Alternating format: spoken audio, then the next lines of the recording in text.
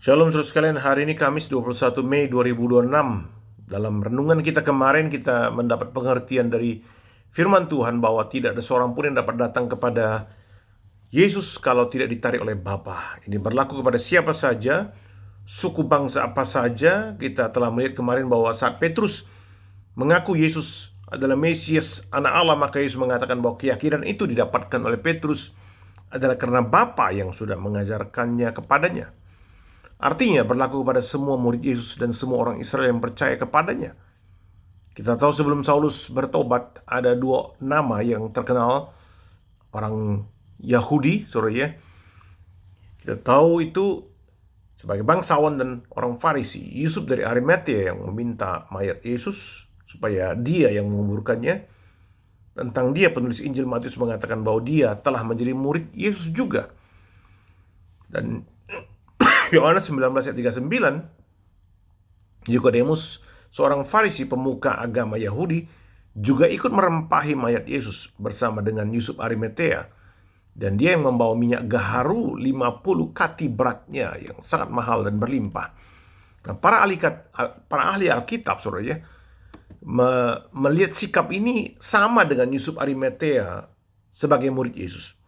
Kalau menurut pengajaran Yesus dalam ayat-ayat yang kita pelajari dari Yohanes 6:37-45, maka semua mereka dapat percaya pada Yesus adalah karena ditarik oleh Bapa di sorga.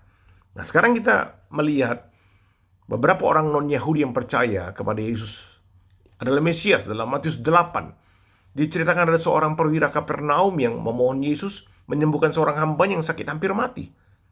Perhatikan kalimat perwira itu dalam Matius 8 ayat 8. Tuhan, aku tidak layak menerima Tuhan di dalam rumahku. Katakan saja sepatah kata, maka hambaku itu akan sembuh.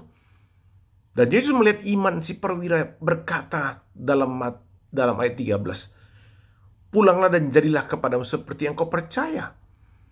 Jadi mengapa dia bisa percaya kepada Yesus? Karena Bapa yang membawa dia kepada Yesus. Lalu ada perempuan Sidon yang meminta roti dari Yusuf, meminta perumpamaan tentang roti yang dikasih Yesus, diberikan oleh Yesus.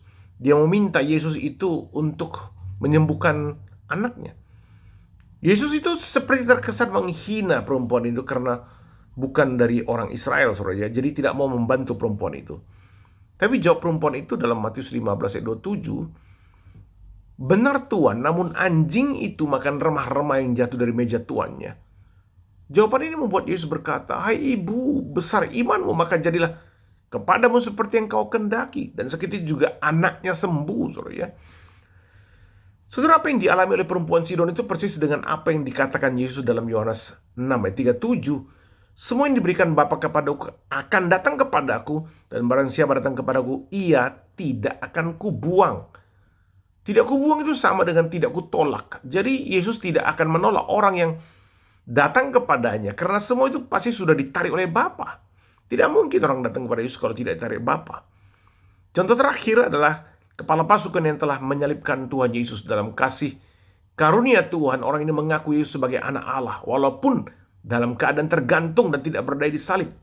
Markus 15 ayat 39, waktu kepala pasukan yang berdiri berhadapan dengan dia, Yesus melihat matinya demikian. Berkatalah ia, sungguh orang ini adalah anak Allah. Saudara, bagaimanakah orang dapat sampai kepada pengakuan seperti itu? Yesus adalah anak Allah, bukan manusia, bukan ajaran dunia, tapi karena Bapa yang telah mengajarkannya dalam hati kita, hati mereka. Itulah juga yang terjadi dengan kita, saudara. Saat kita berkata Yesus adalah Sang Mesias, anak Allah, adalah karena Bapa di sorga yang sudah mengajarkannya, menyatakannya dalam hati kita. Betapa bahagianya kita. Amin, saudara. Tuhan memberkati kita sekalian.